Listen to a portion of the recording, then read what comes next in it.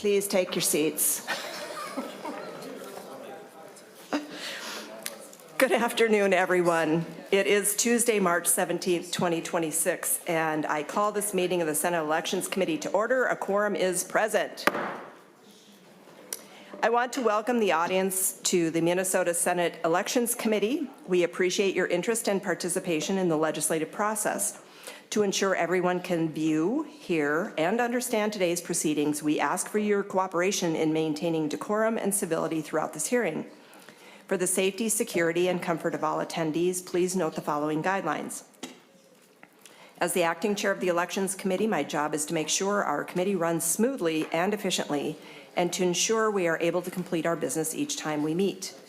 My job is also to establish expectations around conduct during our hearing as follows.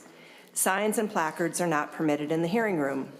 Verbal outbursts, shouting, or disruptive behavior will not be tolerated. Applause or other audible demonstrations are not allowed. For safety reasons, everyone must be seated. No standing, sitting, or pacing in walkways or aisles will be allowed, nor standing or obstructing proceedings at your seat.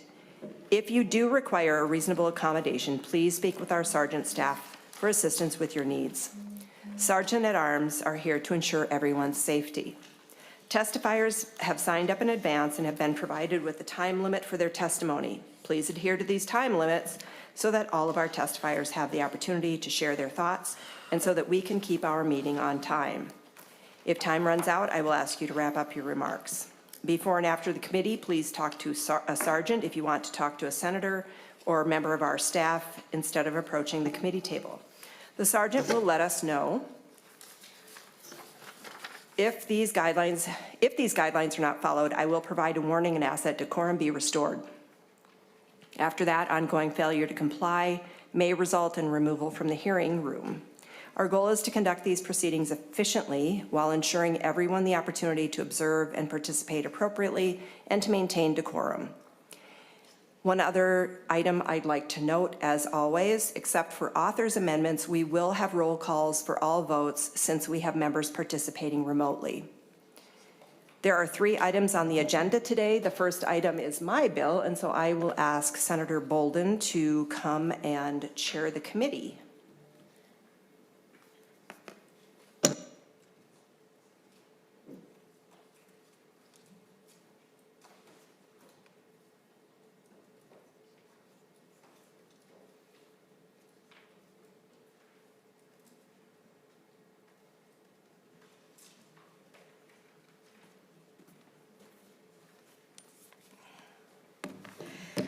All right, Senator Westlin, we will begin with Senate File 1851. And I believe you have an oral amendment. Would you like to start there? Yes, Madam Chair. So this is a bill that we heard last year. And unfortunately, this did not make it out of conference committee with our friends on the other in the other body. So in this particular bill, we are hearing it again on line 2.12. The only change I would like to make is to update this to an effective date of August 1st for 2026 instead of 2025. Very good. Ms. Stengel, could you repeat that for the official record for us? Thank you, Madam Chair. On Senate File 1851, page 2, line 12, delete 2025 and insert 2026. Members, any questions about that oral amendment? Seeing none, all those in favor say aye. Aye. All those opposed say nay. Oral amendment is adopted. Senator Westlin, other comments to your bill? Thank you, Madam Chair. So you will recall we had a conversation last year about scam packs. In 2021, the FBI stated, excuse me, that there had been a large uptick in scam packs. Scam packs are situations, excuse me, as follows. These are examples. Repeated instances of organizations under feel-good names asking for donations under the insinuation that the donations would go to a candidate or a political party. In 2022, one scam pack called Law Enforcement for a Safer America raised $14 million. However, 87% of those donations went to fundraising costs. In 2024, PACs called Patriots for American Leadership and Campaign for a Conservative Majority used a clip of President Trump's voice in a robocall, followed by President Trump needs your emergency support right now. With no time to waste and results coming in by the minute, do your part to help the campaign until the very end by pressing 3 right now to contribute to elect President Trump. This particular PAC was not affiliated with the Trump campaign, and they only donated about 3% of the $1.4 million they raised in donations. The other 97% were paid for vague and miscellaneous fundraising costs. While existing law prohibits groups from using campaign funds for personal use, Senate File 1851 expands those protections to include fraudulent misrepresentation and fundraising. The benefit of a specific statute that provides a civil action is that it provides the courts with clarity that someone may actually bring an action for the specific conduct, instead of placing a burden on plaintiffs to make an argument that they have standing or that the statute was intended to apply to a particular set of facts. So again, this bill does have bipartisan support. I do have a bipartisan co-author. I don't recall, but I think it had bipartisan support coming out of this committee as well. So I would like to give this bill another shot this year, and am happy to answer any questions. Thank you. Members, any discussion or amendments? Senator Marty. Thank you, Madam Chair and Senator Westlin. I strongly support this. I think we need to do even more digging on this. I mean, I've seen this both with, I think both parties have folks who are doing this, and it happens not just in political things, but advocacy for various issues and groups that are supposed to be helping, nonprofit groups are supposed to be helping things, and where I think they may be spending 80+% of their money raising money and shipping it into other affiliate groups and so on.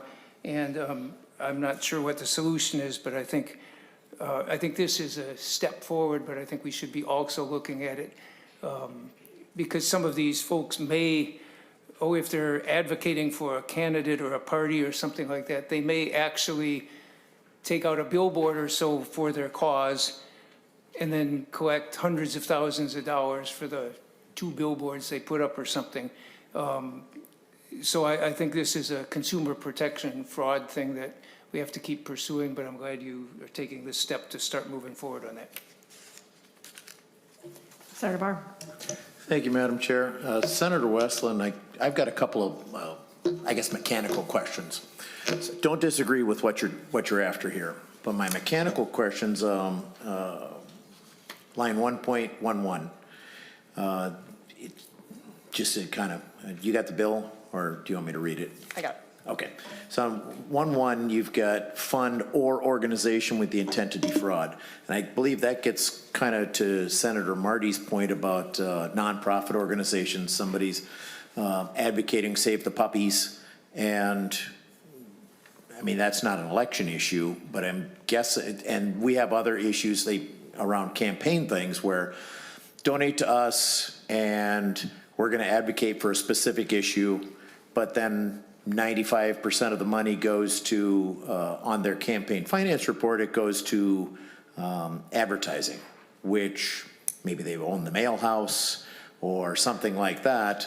And once it gets to this other organization outside of where campaign finance would be, or with the Save the Puppies, how does that work? I mean, can you help walk me through how somebody would litigate that?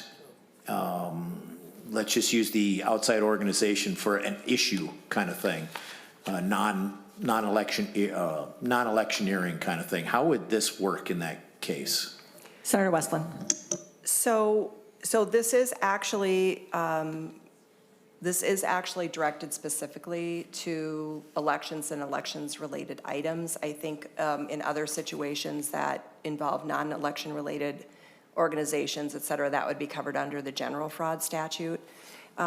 So I assume the mechanics of this would be that if somebody has made a contribution to an organization and they would have the ability to bring a suit, or the Attorney General or the county attorney could also, if you look on page 2, it describes the, who can bring an action under 2.3 to 2.8. So again, I think this is focused more on an organization. Where this may happen is somebody sets up the scam pack. They also happen to say open or own a mail house, or they own some other thing, and they're funneling the money to their own pocket through this other organization, and that's what we're trying to get to here. Senator Barr. Thank you, Madam Chair. So in that example, if it went through a mail house, currently campaign finance reform can't look at it. It's into the mail house itself. So let's say they take in, I'm just going to throw raw numbers out here. They take in $500,000. They send out $50,000 worth of mailers, flyers to people that are on their mail list. And the rest of it gets sucked up in administrative charges inside the mail house where campaign finance can't see what's going on. Does this bill give somebody who wants to file a complaint the ability to go to the mail house under discovery and see how all the money was spent? Is that right, or am I wrong? Senator Westlin. Thank you, Madam Chair and Senator. So generally speaking, I mean, somebody would have to have standing to bring a suit under this bill. And again, it could be the Attorney General. Maybe there's been an investigation. There have been complaints raised about a particular entity or organization. So it could be the county attorney, the Attorney General, probably the most likely people to bring a suit. However, a party who has also been injured could bring this. And once that is initiated, there is a discovery process. And so at that point, you issue requests for production of documents and interrogatories and so on. And especially in the request for production piece, you know, they're going to have to turn over some sort of documentation that's requested to comply with that. And that would be the foundation of moving the suit forward. Senator Barr. Thank you, Madam Chair. So those of us that aren't lawyers, just to kind of put it in layman's terms, if I thought I was a victim of a scam pack, I could go to the county attorney or the state attorney and complain to them. They would file the lawsuit, and then all of the records of where they spent money, which could be a mail house or some kind of production facility, that would be, the Attorney General could then go in and dig into those records and see where the money was spent. They could follow all of the trail wherever it happened to lead through all the organizations that may or may not be affiliated. Is that correct? Madam Chair Senator Westlin. and Senator, yeah, so the AG has under their authority, I think it's section 8.31, they do have investigative authority. And it is more likely than not, rather than a person bringing their own suit, they probably are going to go complain to the county attorney or to the Attorney General's office, and then they have the investigative authority. And again, for something like this, it probably would be a very document-heavy investigation. So you're going to submit requests for production of documents that are going to cover, you know, all the things that you need to do your investigation. Senator Barr. I promise I think this will be the last one, but I'm just kind of curious here. Can we cross state lines? You know, if we've got a scam pack in Minnesota, can the state attorney general go to Wisconsin, North Dakota, Florida, and investigate through that because that's where the trail left, or would they have to work with the state attorneys in those states? Senator Westlin. Madam Chair and Senator, so I do know, especially with the state attorney generals, I think they often do have cooperative arrangements with each other. I'm going to assume that if it's operating in Minnesota, that means they have to have, excuse me, some presence here, but they should be able to do the investigation across state lines. The mechanics of how that works, I'm not quite as familiar with, but I know that our Attorney General investigates all kinds of things that do cross state lines, so I think that does fall within their authority. Senator Barr. Senator Limmer. Thank you, Madam Chair. Senator Westlin, as I look on page 2, regarding guilty of a gross misdemeanor, I would assume that an individual could bring a complaint to a county attorney in the event that there was a misrepresentation of a political message. that was being distributed. And then the Attorney General, as you go down the page, is the Attorney General's authority only involved in a civil action, or could the Attorney General bring a criminal investigation into place? Because I don't see that.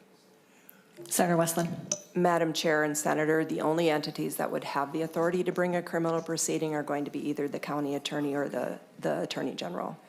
Madam Chair, Senator Limmer. I remember in the past, violations of political campaign law would be investigated in the criminal area of law. And when an investigation would happen,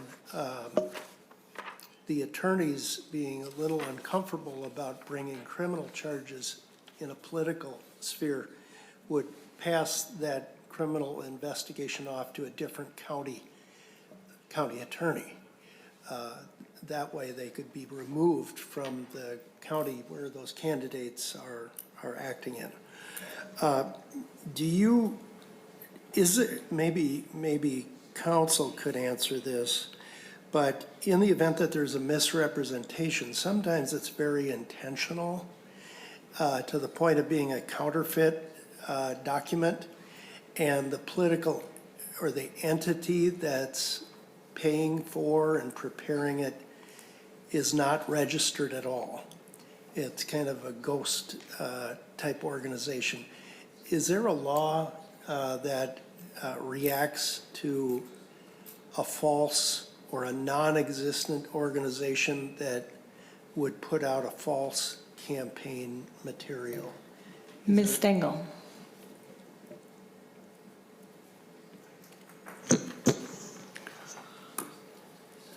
Thank you, Madam Chair and Senator Limmer. I'd have to think about that a little bit more.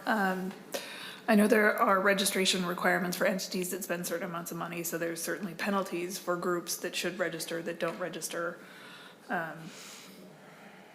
As far as false penalties for false statements and those sorts of things, I'd have to think about it a little bit.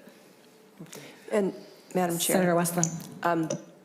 This doesn't go precisely, I think, to your point, and I'll defer to counsel on that particular end, but I do want to make note as we're having a conversation that this particular section of statute, and this was not, there was only one amendment in line 2.22, but there is an administrative remedy, and this does require that if a complaint is filed alleging a violation, the complaint has to be disposed of by the office campaign finance board before it could be prosecuted by a county attorney. So there's a process first of going through an administrative process with the board, and then from that point, it looks like the prosecuting authority would be potentially a county attorney or the AG's office at that point. So just to circle back to your other questions. Madam Chair, Senator Limmer. let me tell you about a real situation, and maybe you can tell me if this provision would fit it. I know of a particular Senate, or not a Senate, a political party put out a sample ballot. And they're advertising their candidates that they want the public to consider. However, in the very same district, a false counterfeit sample ballot was printed and mailed out, and it looked exactly like a duplicate of the original, but the candidate's name, some of the candidate names were changed, and it was represented as the political party, and there was a false disclaimer on it. When checking for that organization, there was none to be found in the Campaign Finance Board. So would this proposal be able to react to that situation? Madam Westlin. Chair and Senator, I think that's, so circle back. This bill is looking at entities that are purporting to support or oppose a particular organization, party, policy, whatever, but they are actually pocketing the money themselves. So that's one type, so there's the scam packs. I think what you're getting to goes more to fair campaign practices and whether or not someone is making misrepresentations. And so I think the scenario that you're discussing may fall under that. This is literally, again, the examples that I gave, there was some organization called Patriots for American Leadership. They purported to be an organization supporting President Trump. They collected a bunch of money, and only 3% of that money actually went. And so this is getting to a slightly different problem, I think, than the one that you're describing. Senator Limmer. Madam Chair, thank you. If we got to the point of using a county attorney to charge criminal penalties, who would be the defendant if you're targeting a organization? Would it be the chairman, if they were even known? You can't really bring criminal charges against an organization. So I'm just wanting to know if there's the target person that would be held responsible. Senator Westlin. Madam Chair, Senator Limmer, I guess my answer to that is whoever has created this organization is the person who'd be responsible for it. There may be multiple people who are involved. So I think it would be the individuals who are the ones who are defrauding the public. Senator Limmer. I'm going to go back to Ms. Stengel, who has some additional information for us. Thank you. Thank you, Madam Chair. And Senator Limmer, to your earlier question, I just wanted to draw the committee's attention to 211B.075, subdivision 2, which prohibits deceptive practices. This may address some of the issues that you were talking about. And this prohibits a person within 60 days of an election causing information to be transmitted by any means to a person that intends to impede or prevent another person from exercising the right to vote and knows to be materially false. So that's one example of a prohibition on false information. There's another provision in 211B that specifically prohibits falsely claiming the support of other people, and there is another prohibition in 211B on incorrectly using the term re-elect. So those are some examples of things we have in the books currently. Senator Limmer. And thank you, Madam Chair and Council. What would be the penalty for such action? Is it criminal law or is it civil law? And what would be the maximum penalty that could be imposed? Ms. Stengel. So, Madam Chair and Senator Limmer, for the first provision on deceptive practices, there are both civil and criminal penalties provided here. For criminal penalties, it is a gross misdemeanor, and there are also civil remedies for that one. And then for the false claim of support and the use of the term re-elect, I don't see specific penalties provided, so I think that would be sort of the default, and I think, is that a petty misdemeanor is the default? If no. Madam Chair, Senator Limmer. Council, would a petty misdemeanor for a deceptive misrepresentation, did I hear that correctly? Ms. Stengel. Thank you, Madam Chair and Senator Limmer. So there isn't a penalty specified, so I'm trying to recall the default penalty in statute for when there's a prohibition and no penalty stated. I think it's a petty misdemeanor. Senator Limmer. Well, school for thought, Madam Chair. One other question for Senator Westlin. Senator Westlin, would a party, an injured party, be just a regular citizen in this case who suffered misrepresentation, or they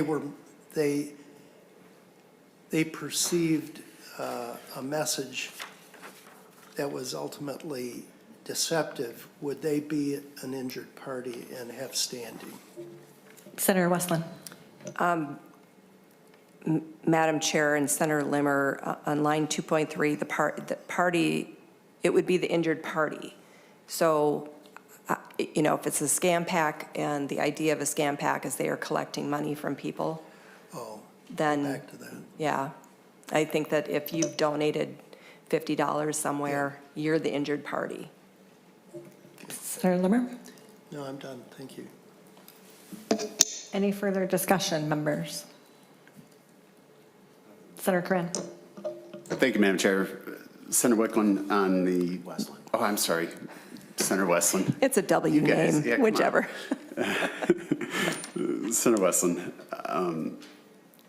We keep using the term PACs, right? Fraudulent PACs, but there's nothing in here in the description that limits it to anything. I mean, an individual, an entity, you know, it could be anybody, anyone pretending to be anything. And I think Senator Barr described, and I think we all know, based on the description of what we're looking at, it's almost 90% of the political donation or fundraising entities would fall into that category. But when you walk through the mechanics of it, and the description was just going to go to the Attorney General and what type of protections do we have, and what type of information is somebody going to have, the details, right? Significant details besides, I just think I'm harmed, because most would know nothing, right? You know, and the scenarios we described are in those mailing houses, or how they bury and fees and all those things, which are not transparent, which I'm dead set against, right? And I think we all are. But to start an investigation, what safeguards would we have from it just being weaponized?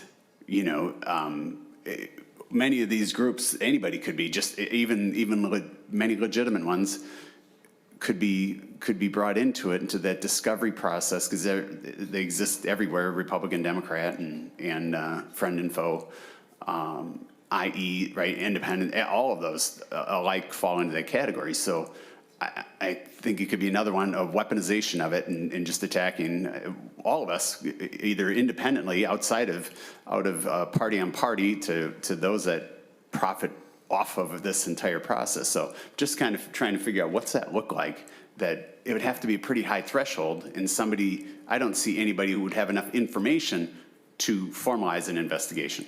So help me out on that piece of it. Senator Westlin? Madam Chair and Senator Cran, so the examples that I've given are real-life examples, and in each case,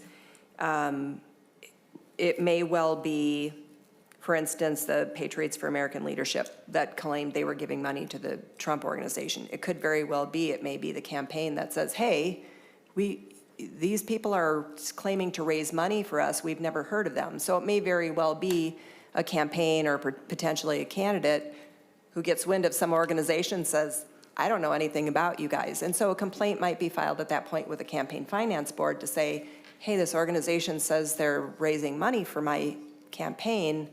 I have nothing to do with them. So I don't, you know, you have to have some threshold for making a complaint. There has to be some basis for it for any investigation to move forward. And so I think that that's the most likely situation is, you know, even with the law enforcement for a Safer America, you know, if some organization says they're raising money for law enforcement says, you haven't given us any money, or maybe they get a teeny tiny donation of some amount, it's gonna raise some red flags. And again, the FBI actually has been investigating these situations. And the term scam pack is just sort of I guess a shortcut. It's not just, you know, PACs. The Law Enforcement for a Safer America is a political action committee, but it could be other types of scenarios where people are defrauding people who are contributing to something they think is supportive of a cause or a candidate that they like, and finding out that their money isn't going there. So more likely going to be the organization, or potentially a candidate or even a party that's going to be aware of something. Senator Corinne. Senator Westlin, So in the scenario when we walked up before, your description was we go to the Attorney General. Again, they won't have any information, but they don't know what they would be able to provide. I think you described the scenario of somebody's claiming affiliation with somebody, right? And I get that one looks clear. But then the description was, this additional description was to go to the Campaign Finance Board, who also doesn't have any information. And so what would be the threshold to try and kick off a true investigation? Because the pathway wasn't, campaign finance may or may not investigate it, and you're going to have to provide real material information in order for them to do that. If it's not real material information or some high threshold, then it could be weaponized, and a complaint could be initiated through either of those channels, from the sounds of it. And again, I just look for, in this world of weaponization and profitability, or that I call them the election profiteers that live off this entire process.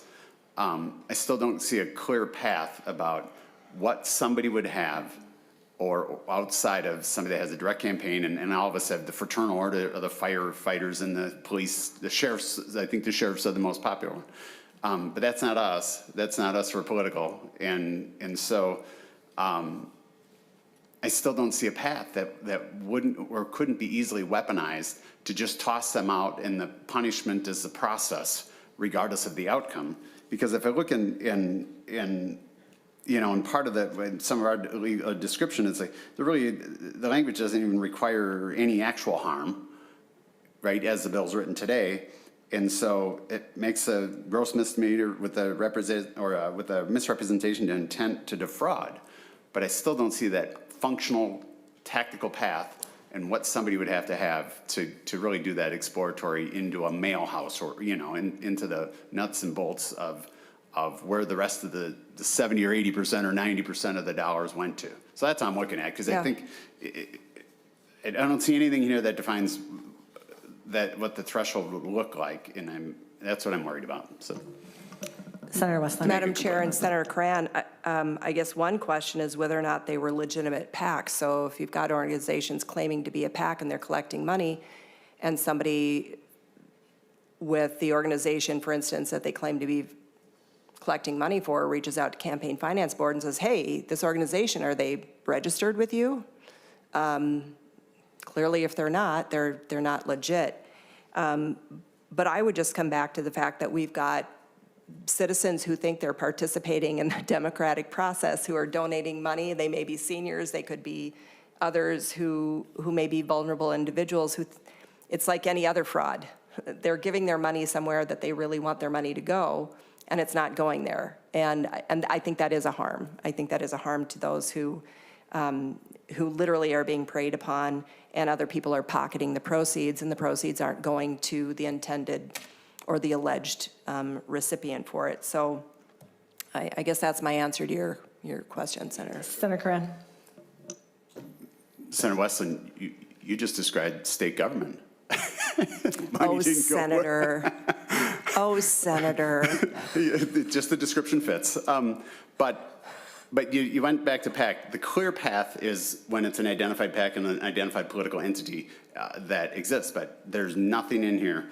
All right, it's individual, a person, a committee, an organization that is real or not, non-existent candidate, political party.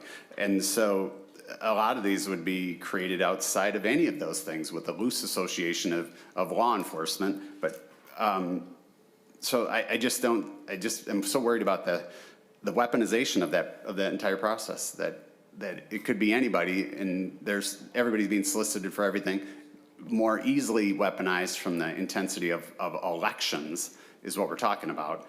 I think it could be a very painful process with no measurable outcome, and could be easily weaponized. So thank you, Madam Chair. Senator Westlin, any follow-up? Nope.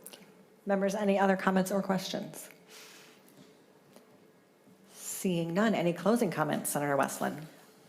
No, I appreciate the conversation. I think we had a robust conversation last year as well. And again, my hope is that I believe the intent, we have not changed the bill other than the effective date.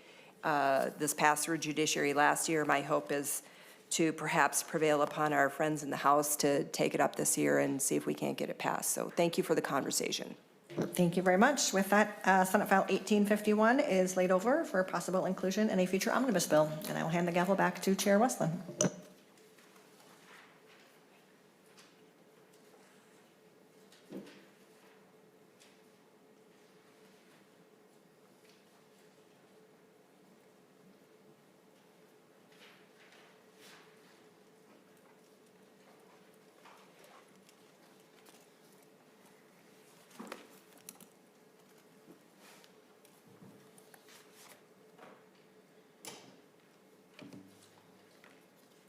Okay, so we are now on Senate File 828. Senator Boldon has a bill regarding working group on local campaign finance reporting. Senator Boldon, you have an A9 amendment. Would you like us to take that up first? Yes, please, Madam Chair. Thank you. Senator Boldon has an A9 authors amendment and moves the A9 amendment. This bill was heard last year in several committees. So this is not an authors amendment. I apologize. Would you like to explain your amendment? Happy to do that, Madam Chair. Thank you. So members, as was described, this is a bill also that probably will sound familiar to you, as we did hear it last session. It was included in our omnibus bill and passed off the Senate floor. It did not come back from conference committee. So we are going to take another run at it here. The amendment changes the effective date. It also removes the appropriation. We have since had conversations with the Campaign Finance Board, and they have agreed that this is something they could do within their funding as it stands. Okay, and because this is not an author's amendment, are there any questions or comments for Senator Boldon? All right, and again, because it's not an author's amendment, we will take a roll call. We have 2 members online. We want to make sure everybody has the opportunity to vote. So Ms. Stankiewicz will take the roll. Senator Westlin? Aye. Senator Koran? Aye. Senator Carlson? Aye. Senator Barr? Aye. Senator Boldon? Aye. Senator Swedzinski? Yep. Senator Limmer? Senator Lucero? Senator Marty? Senator Matthews? Senator Port? Aye.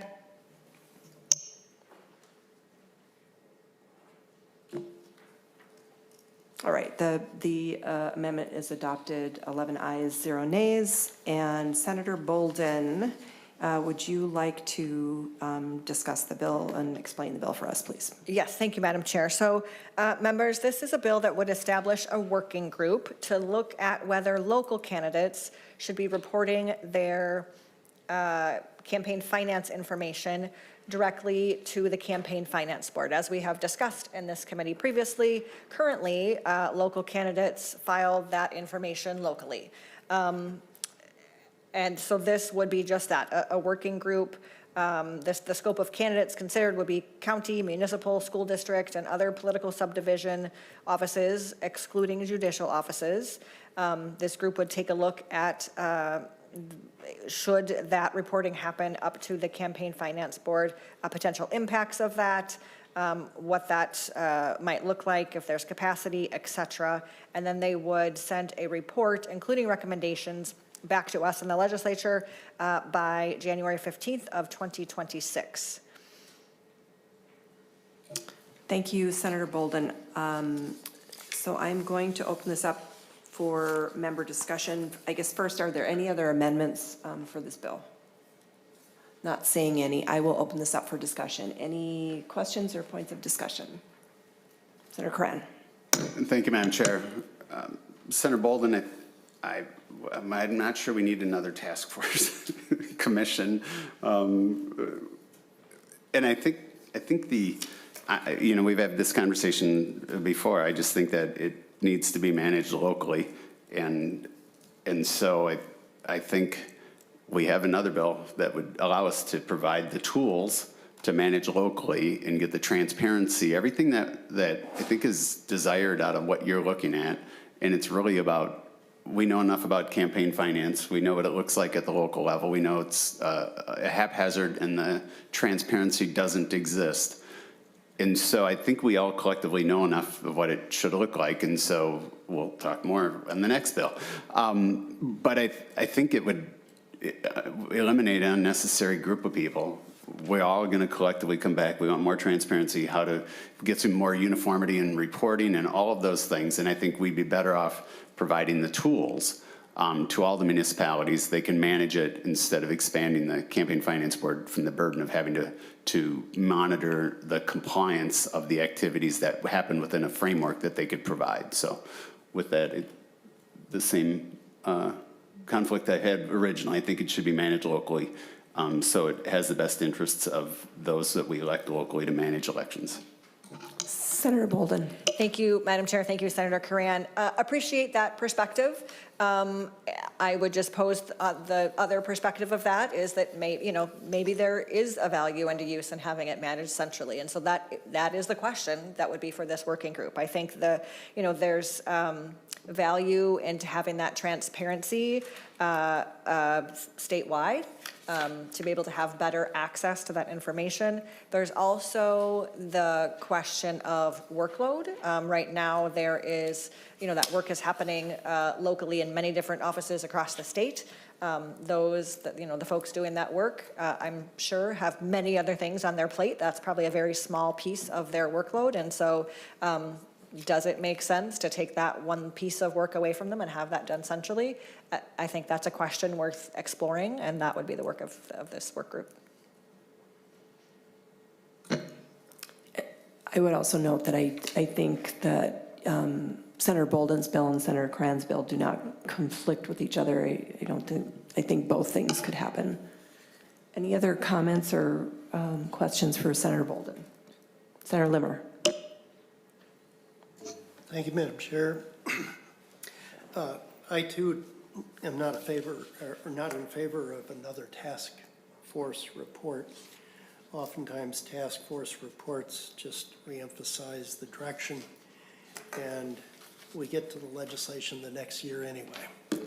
But another way to do it is to have one or more legislators write a proposal that would reflect some of the responsibilities that we may have, and then wait for the reaction to come from some of the local organizations.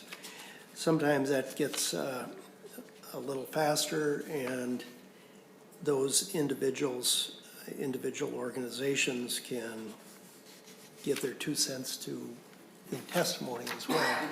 So otherwise, we're going to be spending more of the taxpayers' money to get to the same result. So just to comment, I'm not quite sure how I'm going to vote on this yet, but I do believe that there may be a need to have more responsible campaign reporting for the political subdivisions. Thank you, Madam Chair. And just to let members know, we are actually laying the bill over. So, Senator Boldon. All right, any other discussion? Seeing none, the bill is laid over for possible inclusion in the omnibus bill. Thank you, Senator Boldon. Senator Koran, you're up.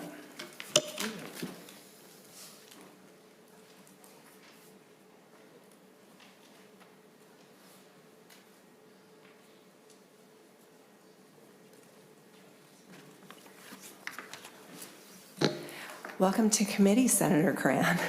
Well, thank you, Madam Chair. I understand you have an A1 authors amendment, is that correct? I do.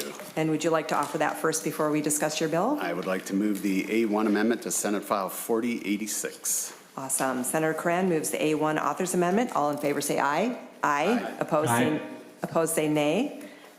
The A1 authors amendment is adopted. Senator Koran, please present your bill. Thank you, Madam Chair. And the amendment just moves out the corresponding dates instead of on line 17 from 2026 to 2028 and line 22 from 2027 to 2029.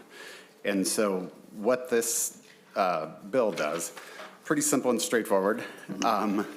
It has, it's about the local campaign finance, talked a little bit about just a minute ago.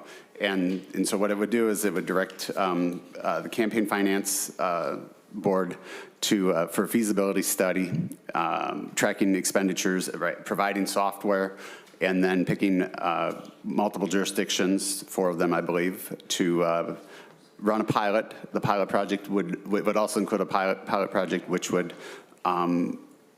require campaign finance to do basic modifications to prune down some of its capabilities into a standard platform that would allow or accommodate all of our municipal elections, and then required to report that back to us in the 2028 timeframe. I think when you look at it, it would accomplish a lot of the goals that we talked about in Senator Boldon's goals, and I think would be the best blend of all activities. Standard unified reporting practice for all candidates at municipal elections through a portal, allow municipalities to be able to also manage that information and track and manage all aspects of their election cycle from a campaign finance perspective. And then it would also provide the necessary disclosure statewide, because those are technically all public data, all of it's public data. And much like ours, and the best way to hold everybody accountable is transparency, because all interested parties scour those databases to ensure compliance. And so that would remove a significant burden from each of the municipalities when it comes to data disclosure, from a manual perspective to one which I would imagine would mirror what we have today in our existing statewide campaign finance, with requirements and reporting cycles along with the associated data for each candidate. So, Madam Chair, with that, I'll stand for questions. Thank you, Senator Koren. So I do have one question to compare Senator Boldon's bill with your bill. My understanding is that your bill is looking at the feasibility of using the campaign finance software, but the reports still go directly to the local entity as opposed to being submitted to the state. Is that accurate? Madam Chair, yes. And so managed, for all intents and purposes of managing elections from the administrative side, the one that it would utilize the software, a pruned down version of our software, to be able to facilitate those actions, yes. And I think when we talk about resources, it is the best interest of those we elect locally and those they hire locally to administer our elections, and it is part of their job and role. I think it would be with the number, I forget, it's thousands of local municipal elections that occur, and then to put that burden and the compliance onto campaign finance, I don't think it's in the appropriate location, and their resources are best utilized on our state elections. So it's providing the tools, picking 4 entities, running the pilot. I think at the end of the day, it would likely be the outcome of what a task force would like to see. I think we could test drive it in a shorter time frame and have material feedback and response from people that use it, participate it, and then seek the data information from a public data perspective. And just one more question, then I'll open up to the committees. And then so on your bill, is there any fiscal implication, or is this something that the Campaign Finance Board would absorb? Are there any fiscal implications to your feasibility and pilot? Speaking of Mr. Sigurdson, from the information I have in an email, I believe that they could modify and absorb that cost. Any other questions or comments from committee members? Senator Limmer. Thank you, Madam Chair. Senator Koran, is the Campaign Finance and Public Disclosure Board that would study this feasibility, isn't that just another informal or formal task force? Senator Koran. Madam Chair, actually, it's got a tactical. It would take anybody. A group of 2 could be a task force, but this has a functional process defined to implement. And really, it is right. The feasibility part is going after what are those pieces that we would have to prune out to mechanically meet the needs of the pilot, and initiate the pilot, and then report back from all sides. Madam Chair. Senator Limmer. Madam Chair, Senator Koran, could you tell me how many, I don't really know, how many members of the Finance Board are there? And I'm assuming they're equally, they represent equal political party representation in the membership. Yeah, Madam Senator Chair, I don't recall, five or six. Mr. Sigurdson? Mr. Sigerson is stirring, and so. Mr. Sigurdson, please identify yourself for the record and go ahead. Madam Chair, committee members, Jeff Sigurdson, Executive Director with the Campaign Finance and Public Disclosure Board. Senator Limmer, there are 6 board members and they are split between the two parties. Okay, thank you. Any further questions, Senator? Senator Swedzinski. Thank you, Madam Chair. And Mr. Sigurdson, I just want to thank you. I don't know of another agency that I hear the words, we're willing to absorb that cost as much as we hear it from you. And I just want to thank you for that service to the people of Minnesota. Thank you, Senator.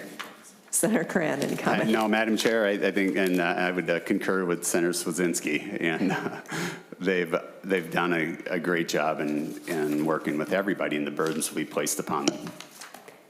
All right. Any other comments or questions? All right. Seeing none. I don't know. You guys let Senator Koran off pretty light. I'm a little disappointed. Madam Chair, I have one final request. He's Please, no path to judiciary. Well, now that you mentioned it. I know you're both on. You're kind of begging me to do it, Senator. Okay. Well, thank you so much for bringing this bill, and thanks for the conversation. Any final remarks, Senator? No, Madam Chair, I think we've covered it thoroughly. Okay. The bill is laid over for possible inclusion in an omnibus bill. All right. And we have completed our agenda for today, so the Elections Committee is adjourned.